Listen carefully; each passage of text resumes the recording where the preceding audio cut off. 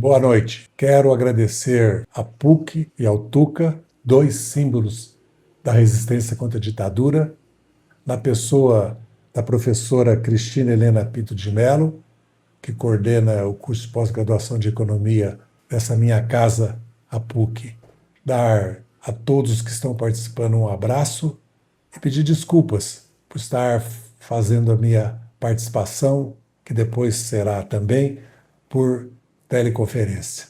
O nosso tema é o desenvolvimento, democracia e mudança estrutural. Em que mundo nós vivemos? Seria ainda o mundo da hegemonia absoluta dos Estados Unidos, sustentada por seu poder militar, financeiro e tecnológico? Eu não creio. Tenho a leitura que vivemos uma nova fase da história da humanidade em que surge um novo mundo e se anuncia o fim de uma era. Basta olhar para a derrota humilhante dos Estados Unidos no Afeganistão, para o fracasso de suas intervenções no Iraque, na Líbia e na Síria, para o genocídio do povo palestino e para a escalada de conflitos no Oriente Médio, agora também envolvendo a derrotada agressão ao Irã. Ao mesmo tempo, surge a China, os BRICS, o Sul Global, a Ásia como um dos polos decisivos de uma nova ordem internacional.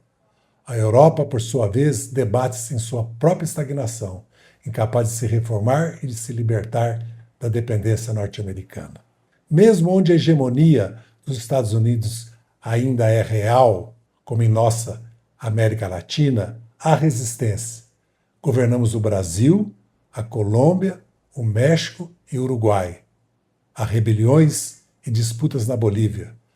Fracassam governos de direita na Argentina e no Chile, mesmo quando vencem, como no Peru, Equador ou em Honduras, enfrentam sociedades divididas, resistências populares e crises de legitimidade. De todos os pontos de vista, econômico, demográfico, tecnológico, militar e cultural, a ascensão de um novo mundo é real. O fim da história não veio. A ideia de que haveria uma única via, a do capitalismo militar, tecnológico, financeiro, mostrou-se falsa. Esse sistema é incapaz de responder aos grandes desafios da humanidade, agora acossada pela emergência climática e pela produção brutal entre o crescimento sem precedentes da riqueza, do conhecimento e da tecnologia de um lado e a ausência de igualdade social e liberdade de outro. Pelo contrário, nunca houve tanta desigualdade, tanta concentração de riqueza e tanta pobreza. Incapaz de resolver os grandes problemas humanos, o capitalismo regride ao neoimperialismo, ao colonialismo, ao racismo, à guerra, à xenofobia. E quem somos nós, o Brasil e o povo brasileiro, nesse mundo em transformação? Precisamos tomar consciência, formar e dar sentido político ao significado do Brasil. Somos o quinto maior país do mundo em território, o oitavo em população e uma das 10 maiores economias do mundo. Estamos entre os poucos países que combinam mais de 2 milhões de quilômetros quadrados, mais de 200 milhões de habitantes e mais de 2,5 trilhões de dólares de PIB. Nossa riqueza é ainda mais singular, porque não temos inverno rigoroso, temos soberania alimentar e energética, base industrial e tecnológica, instituições acadêmicas e científicas, biodiversidade, água, território e povo. Temos condições objetivas para um desenvolvimento soberano e autônomo. Nos últimos 100 anos, fizemos uma transformação histórica. Deixamos de ser uma grande fazenda escravocrata e colonial para nos tornarmos uma potência em si mesmo, queiramos ou não.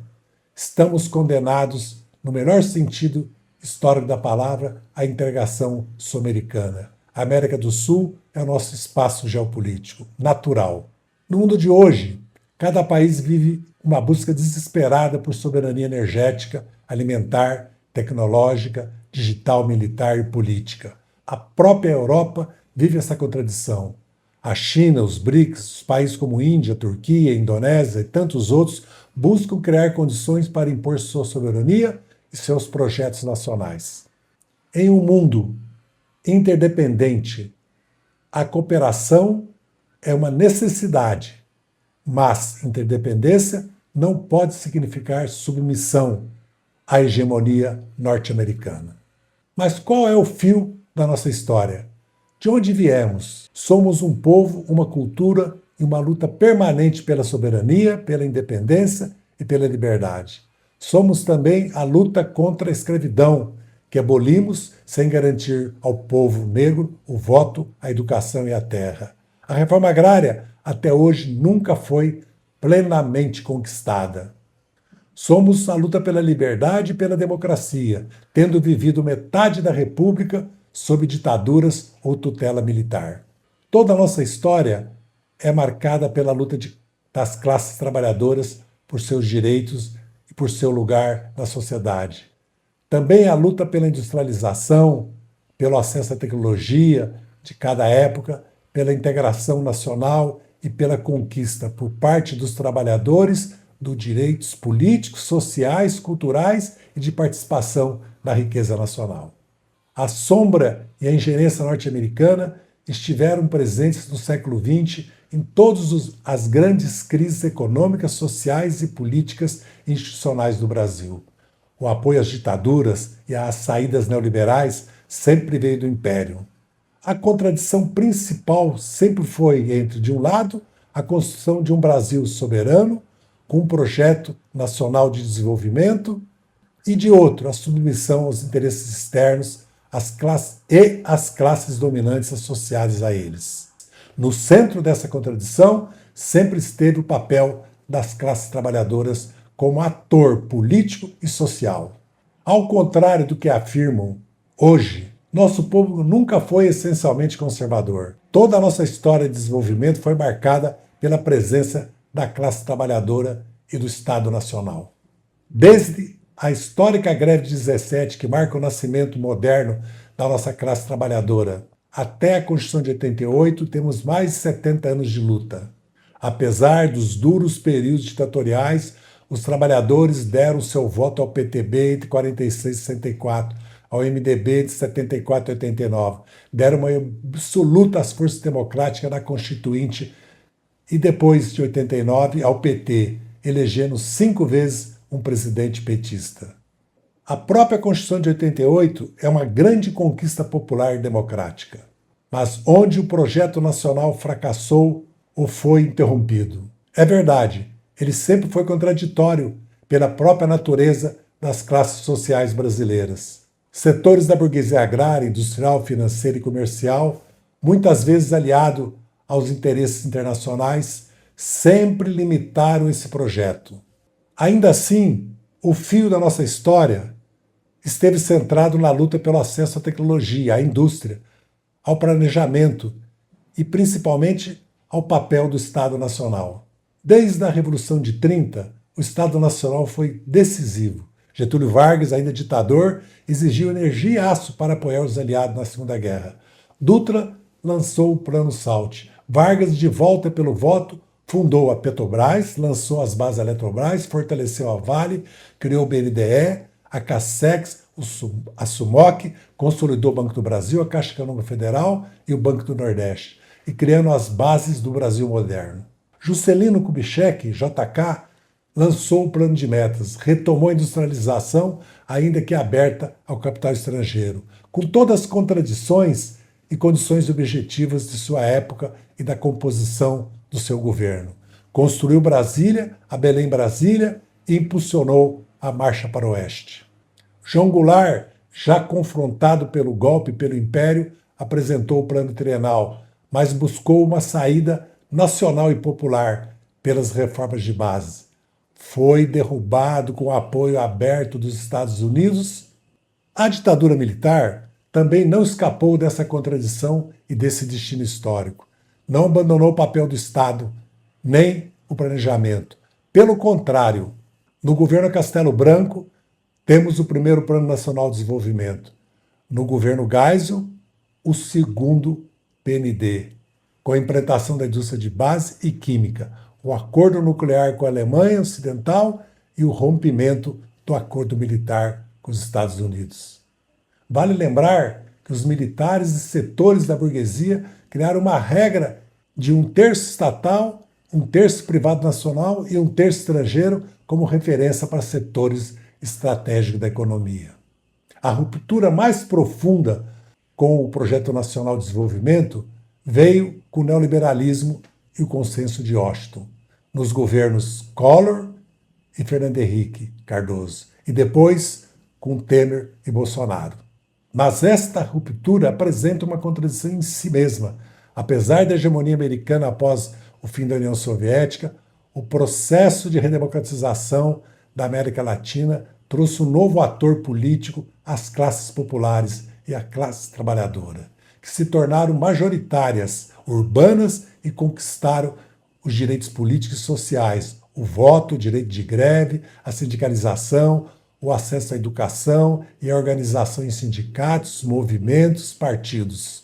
Passaram, assim, a disputar e vencer eleições em todo o continente. Temos, portanto, uma nova realidade histórica, os governos progressistas, sem aliados burgueses consistentes para um projeto de desenvolvimento nacional, mas também sem força política ou condições históricas para uma ruptura. Essa realidade foi agravada pela financiarização da economia e pela globalização. Não tivemos um bloco histórico nacional popular plenamente constituído, mas tivemos força para disputar a renda nacional, impulsionar políticas de distribuição de renda, defender o interesse nacional e preservar, no máximo possível, o Estado Nacional, a democracia e o nascente estado de bem-estar social. Essa é a nossa odisseia nos últimos 40 anos, desde a fundação do PT, passando pela Constituição de 88 e pela primeira eleição de Lula em 2002. Uma luta desigual. Basta lembrar o mensalão, o golpe contra a presidente Dilma e a Lava Jato.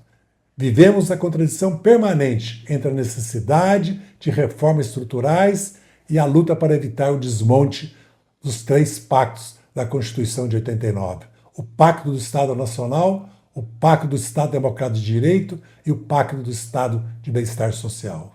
Defendemos o Estado Nacional, o planejamento, os bancos públicos, as estatais, particularmente a Petrobras, e a renda do petróleo, que poderia financiar uma revolução social e tecnológica.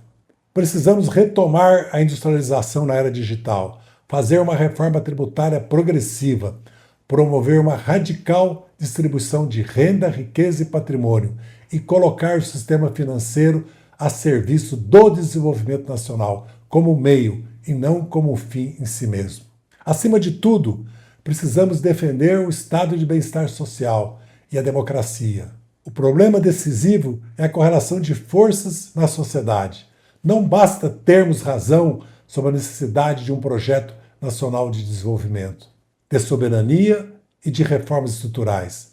É preciso construir força política, social, cultural e institucional para realizá-lo. Por isso, a batalha central do próximo período é a reeleição do presidente Lula, a mudança da composição da Câmara e do Senado e, sobretudo, a mudança da hegemonia na sociedade. Precisamos disputar consciência, valores, prioridades e projetos de país.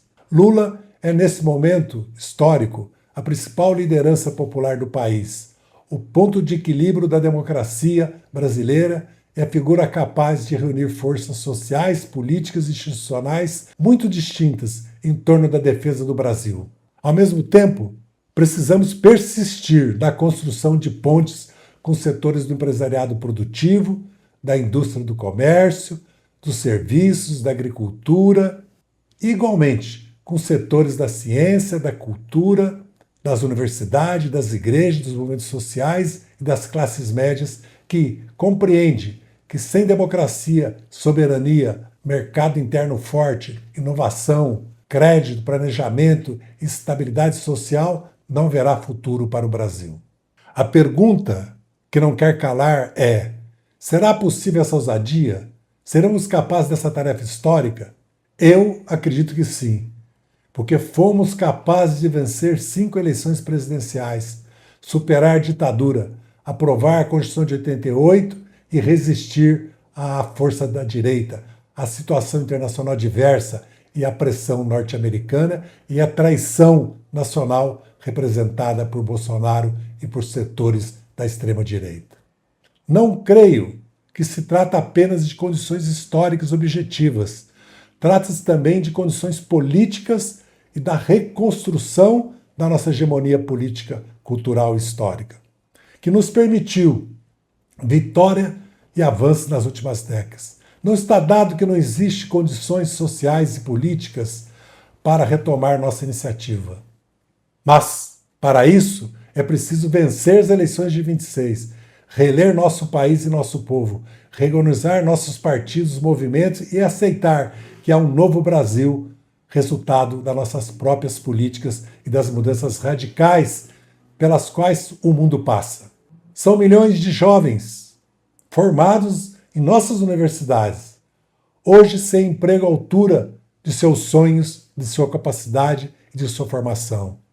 Milhões de jovens chegaram ao mercado de consumo, ao celular, à moto, à roupa de moda, ao lazer, às redes sociais e à luta diária pela sobrevivência. Milhões querem progredir numa economia de serviços, querem empreender, querem trabalhar, viver melhor, ter futuro. As mulheres ocupam seu lugar e lutam contra a violência e o feminicídio. Os negros e negras lutam contra o racismo. A juventude enfrenta a homofobia. Há um anseio por paz, um basta às facções criminosas.